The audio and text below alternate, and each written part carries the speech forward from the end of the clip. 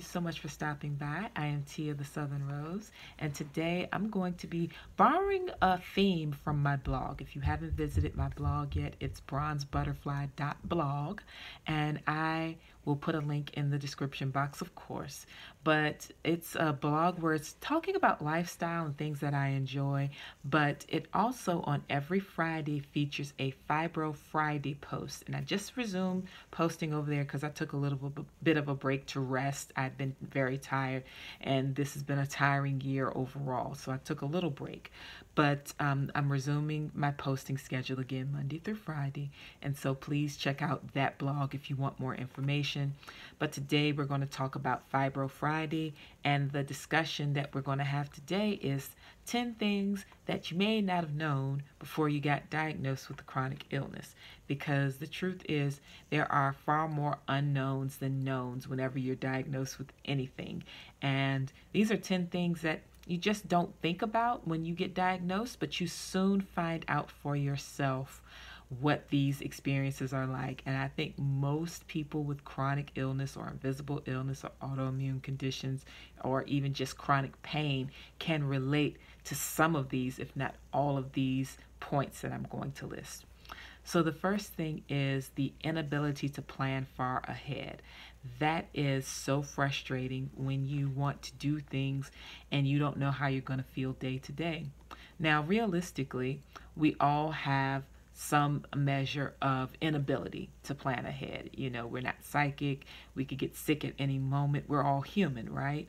But when you have a chronic condition, it's especially challenging because some days you might find yourself bedridden or so sore that you can't do the things that you planned. So planning ahead becomes much more of a challenge, and some things you simply cannot plan out as well as you'd like when you suffer from a chronic illness. The second thing that's frustrating about having a chronic illness, and that you probably didn't know before you were diagnosed, was how you would find it hard to describe your symptoms without sounding like you're complaining. So just talking about your symptoms is really challenging if you don't like the sound of being a complainer. And for me, whenever someone asks how I'm feeling, I'll usually say, okay, or I've been better. And I try not to go too deep into exactly how I'm feeling because one, they usually don't really want to know. And two, even if they really do want to know, I sound like I'm complaining. And it's so frustrating because if I had the flu, something that you can tell I'm feeling sick, where I'm sneezing and I'm wiping, my eyes, and, I might be a little flush faced and I told you, oh, I feel terrible. I don't feel like I'm complaining. But when I talk about my backaches and my neck pain and my inability to sleep well, it sounds like complaints, and that's so frustrating because sometimes you deny people who want to help you the opportunity to do so because you're afraid of sounding like you're complaining. The third thing is just general frustration over your limitations. So what happens many times when you have chronic pain is that you can't do the things that you used to the extent that you used to do them. I remember I used to work out in the gym multiple times per week at my job, and when I got diagnosed with fibromyalgia, I could barely get out of bed. I was in such a rough condition, and so it's one of those things where you have to build back up to where you were, and you may not ever achieve the level of health that you once enjoyed, but it's so frustrating going through that process of trying to get back to where you were, and trying to deal with those limitations is just the hardest thing. The fourth thing is that work becomes super difficult or even impossible. There are many people who suffer from chronic illness that have to leave the workforce because they are so challenged by their health issues. I am on the borderline of that, where I've had to reduce my hours to half time at work, and I still struggle with it because I'm so tired. It's very hard for me to get enough rest every night, and rest is crucial to functioning well. So when I do sleep, it tends to be at the wrong times, and I kind of can't control it. Like, it's very easy for me to just doze off, which is why I can't drive long distances like I used to either. So in this case, work, if you used to enjoy going to work regularly, having very meaningful work, one of the things that you don't know many times when you get diagnosed with chronic illness is that it's going to probably impact your work capability, and that is so frustrating and quite depressing too, especially if you love the work that you do. Now, the next point, point number 5, speaking to the fact that I have a hard time staying awake, is that mental impairment can put you at risk of harming yourself, especially if your chronic condition causes sleep disturbances, and most of them do. A lack of rest can really impact your ability to get things done every day. So what you don't want is to be ill rested and trying to do something very detailed or something important because you miss things. It's just the nature of not getting enough sleep. So when you go through a chronic illness condition, what you'll find is that if your sleep is impaired, you might harm yourself accidentally. Sometimes your balance is off, your focus is off.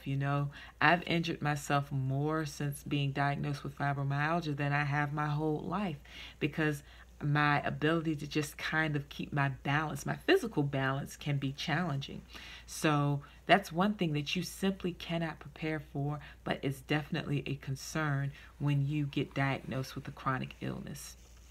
Now, the next thing, and many people will be able to relate to this, is a lack of empathy from family, friends, colleagues, associates, and the like. You may not expect them to treat you with kid gloves the entire time you deal with your illness, but on the hard days when you really just need someone to understand, it can be very challenging for the people you love to fill that role adequately. It's just a challenge for them to understand and empathize many times unless they've gone through something similar. So while I would tell them to please practice empathy with you, I would also tell you to kind of understand that they really just don't get what you're going through sometimes. And you're only understanding it because you're living through it right now. So it's something that you can't prepare for, and it's very frustrating, but it is a reality, and it's something that, at least if you understand that you may not get the empathy that you want when you want it, you can prepare and learn how to self-soothe a bit, and of course find a few really good friends that you can rely on, or family members that you can rely on when you are having those really tough days and you need that empathy. Now, this next point, point number 7, is kind of funny because I didn't realize it until one of my friends who also has fibromyalgia brought it to my attention, which is that support groups, virtual or in person, can be depressing. Even though they're designed to give us a chance to connect with people who are having a similar experience, what you find is that a lot of people are in much worse condition than you, and they are very depressed and upset and frustrated with their condition. So when they get together, it becomes a bit of a complaint fest. And there is definitely a time and place for that. You might actually enjoy that for a little while, but on some days you may find that you really want something more encouraging and uplifting, and that support group may not be the best place for it. So just kind of think about that, and keep that in mind when you deal with support groups, because they can be wonderful tools for connecting you to certain resources and people that can empathize with your situation and assist you with certain things. But at the same time, just know sometimes the energy is a little low, because having a chronic illness is a depressing thing. It's a difficulty that a lot of people have trouble overcoming or managing. So expect that support group might not be completely positive every time you arrive there. The next thing, number 8, is that comorbidities can compound. Comorbidities are those conditions that kind of run along with each other, like fibromyalgia and ME/CFS. ME is myalgic encephalitis. Think so, encephalitis. ME, and CFS is chronic fatigue syndrome. So those two illnesses tend to happen together. You usually have them at the same time. What happens sometimes is that you get diagnosed with one thing, and then as you really explore the symptoms that you're feeling, your doctor may end up diagnosing you with more things. Fibromyalgia, along with going with ME/CFS, also happens to deal with depression and anxiety and quite a few autoimmune conditions that might be happening along with it. So just be aware that those things can compound over time simply because your body is vulnerable and it's struggling to function properly when you have a chronic illness anyway. So it's not surprising that certain body parts might start to get a little wonky. If you prepare for that and take very good care of yourself at every step of the way, trying to get the resources that can assist you, as well as learning a good routine to manage your symptoms, it may not be as bad, but just kind of know that that's something that can happen, and be aware that if you didn't know that that could happen, that those comorbidities can compound, you're not the only one. It is definitely one of the great unknowns with chronic illness. The next point is that it can be so exhausting to bounce from doctor to doctor to doctor to doctor. If you have as many doctors as I do, it can be very frustrating. I don't have to see them all regularly, but it seems that when I have to see one, I end up having to see two or three others. Just an example, most people have, of course, their primary care physician, a dentist, and an eye doctor. That's pretty standard. And if you're a woman, you'll probably have a gynecologist as well. So the average woman would have 4 different doctors that she works with. If you have a chronic illness, however, you may end up having to go to an orthopedist for pain relief. You may have to go to a neurologist. Excuse me. If you're having nerve issues, you may have to go to a rheumatologist. That's usually where you start, a rheumatologist that will diagnose you if you have an autoimmune or other condition that might be chronic. You may end up having to go to a cardiologist if you're having heart issues, or an endocrinologist if your if your hormones are out of balance. So now we've gone from 4 doctors to 9 doctors, and that doesn't cover the full range of specialists that you might have to see depending on your condition. What you'll find is that even if you go to these doctors, one of them once a month, you still got more than half of the year covered with doctor's appointments happening every few weeks. Unfortunately, that's not usually how it happens. You usually have a cluster of doctor's appointments in one part of your year, and then a sprinkle here or there in the other part. So it's exhausting. And if you go to doctors with different care networks, what's really frustrating is having to tote paperwork back and forth and trying to get all doctors on the same page for your treatment. So just be warned that that is a fact of life when it comes to chronic illness. So you can just prepare for it. And if you didn't know, that's one of the things that is a common unknown with chronic illness. And the last point, point number 10, is that you will face feelings of overwhelm daily, more than likely. Overwhelm covers so many things, and most people feel overwhelmed daily anyway, especially in our current climate. But this is a little different. This is overwhelm from all of the things that I've mentioned. It's not just overwhelm of I have a lot of work. It's my body is not cooperating and I have tons of things to do.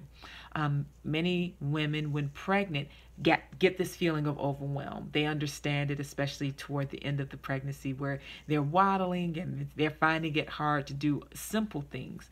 This becomes a daily reality with a chronic illness, and there's no end in sight, unfortunately. It might be a lifelong, and usually is a lifelong diagnosis and a lifelong challenge of balancing things.